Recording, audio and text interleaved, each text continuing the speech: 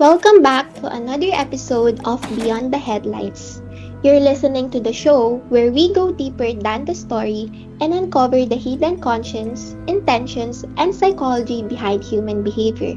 I am one of your hosts, Yasmin. And I'm Juan Bernardo. And for today's podcast, we're here to uncover the mind behind the headlines and the fascinating psychology behind it. Ngayon, bago tayo magsimula, may tanong ako para sa'yo, partner. Ano yun? Partner, have you ever wanted to shoot someone? Ha? Siguro yung nangaasar sa akin nung natalo kami sa basketball yesterday. Hala, wag naman ganun, partner. Well, bakit mo naman naisip yun? Well, I was just wondering kasi, what comes to the mind of someone who just suddenly shoots people? First of all, paano ka nakakasiguro that the decision was suddenly made? And about saan ba to, partner? Well, updated ka ba sa balita ngayon? Or at least, nakakabasa ka online? Hindi. Wait, baka lumabas sa feed ko. Tungkol saan ba? Tungkol siya sa shooting sa Tacloban on June 22. This month lang sa San Jose National High School. And as per the report of the Inquirer last June 24. Oh, yeah, I heard about that. Grabe, no? If I can remember correctly, about 33 shots were fired. Tama ba? Yeah, and still, according to the same article, the gunman even had the chance to reload his gun. So, if the police didn't get there agad, might have been more victims. Grabe talaga, no? Pero wait, partner. What does that have to do with your question sa akin kanina? Yung if I have ever wanted to shoot someone, bakit mo natanong yun? Kasi partner, wait, may ethics subject ka ba ngayon? Meron. Why? Kilala mo ba si Eric Erickson? Uy, oo, best friend ko yan. Well, di ba he is widely known for his theory of psychosocial development, right? Oo. The one with the 8 psychosocial stages. Yes, I'm aware, partner. He made a book about that. I think it is entitled Childhood and Society. Yes. Yung shooters kasi, they're only 14 and 15 years old. And according to the stages ni Erickson, teenagers aged 12 to 18 years old fall under the stages of adolescence. Well, these are one of course described sa Dictionary of the American Psychological Association.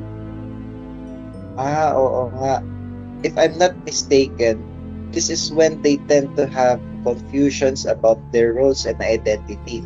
Tama ba? Yes, of course, may tama ka, partner. I also read about that on the APA Dictionary of Psychology. Well, if that is the case for that shooter, I think the right question is, what motivated him to do that? Kasi, according sa report from the Inquirer last June 24 and other police statements, the shooters might have been a victim of bullying. So, maybe they wanted revenge, right? For me kasi, it's always important or at least interesting to understand what the shooters went through. Kasi, imposible namang you just suddenly decide to shoot your classmates, right? Oo. Well, the investigation is still ongoing, partner.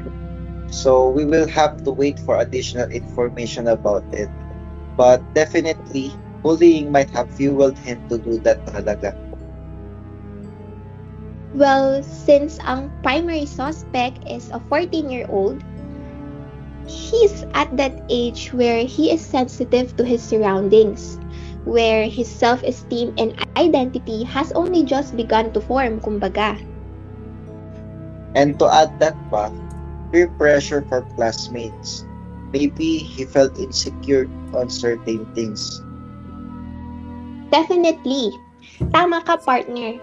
And again, according to Erickson's theory, if an individual around that age fails to have a positive environment, If napapahiya or there's conflicts with the people around him and with him, resentment will potentially build up. To add to that, syempre, they'll feel angry or they'll have struggles when it comes to their identity. yes, syempre, siguro kahit ako, if I went through that, I probably would have a negative perspective or view of myself na. Kasi you start to doubt or question yourself na rin eh. Yes, exactly, partner. So, given the situation itself, anong opinion mo doon, partner? Siguro, para sa akin, it was an unfortunate situation.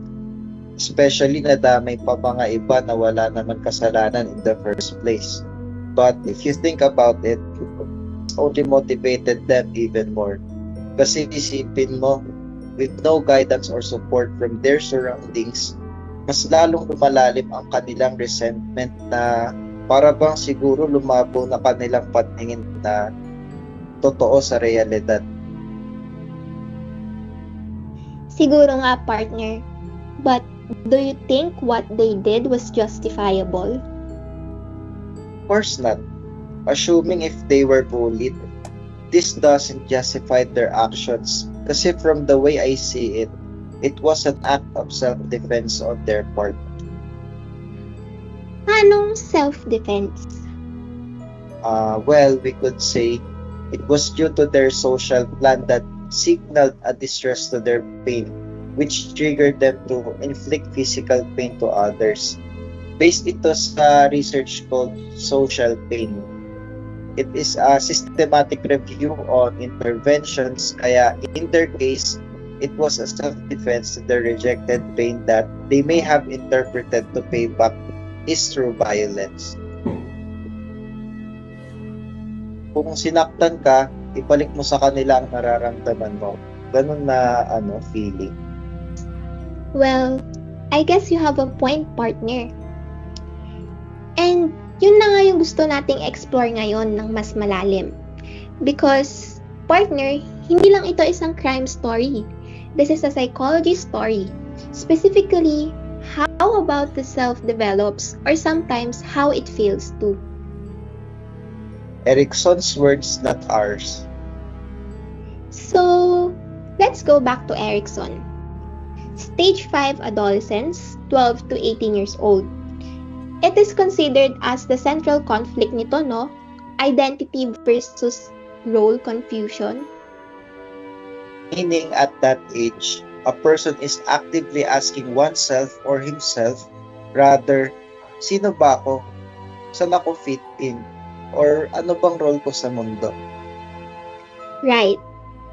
And the answer to that is not from within ourselves, not from our inner selves, kundi galing sa kanilang environment, potentially from their families, and it also comes from their friends sa school.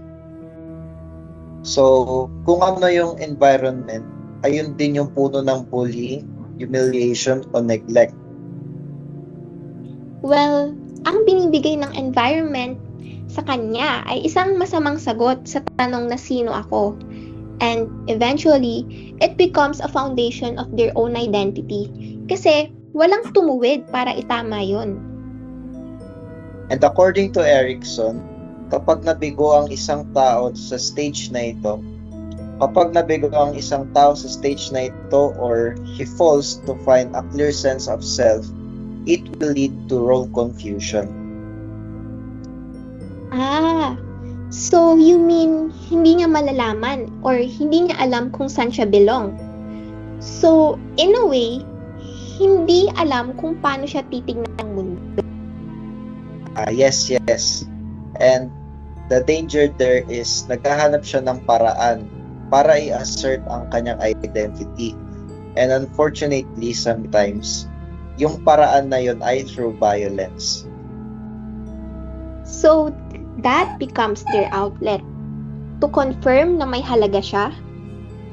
Yes, and grabe no, kapag sinabi mo na ganyan, parang hindi mo na sila makita as criminals. Makikita mo na sila as bata lang. Bata na naghahanap ng sagot sa maling lugar.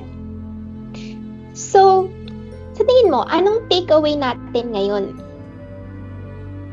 Para sa akin, ang pinakamahalaga ay ito ay ang psychosocial development ng isang tao ay hindi nangyayari sa vacuum. It happens inside a world, inside the family, inside a school, and inside a culture. At kung ang mundong yon ay puno ng neglect, humiliation, at walang safe space for self-expression, Huwag tayong magulat kung ang self na lalabas doon ay self na sugatan. well, Erikson said it best. The most deadly of all possible sins is the mutilation of a child's spirit. At yun ang dapat nating i-examine. Hindi lang ang bala na pumutok sa Tacloban, kundi ang mga taon ng pagwawalang bahala na nagpahintulot sa galit na yun na lumaki. Salamat sa pakikinig, everyone. If this hit close to home, like reach out, mag-usap, huwag hayaang lumaki ang galit sa loob ng tahimik. Stay grounded, stay curious, and remember that understanding is the first step to prevention. And we could never truly know what their reasoning was, but in these circumstances, it is best to let the authorities handle this. But I do hope that those teenagers receive the help they need, while also reflecting on the actions they made. Yes, but sadly, it may even take a while for them to do so. Well, that concludes for today's podcast. Thank you for listening to today's coverage.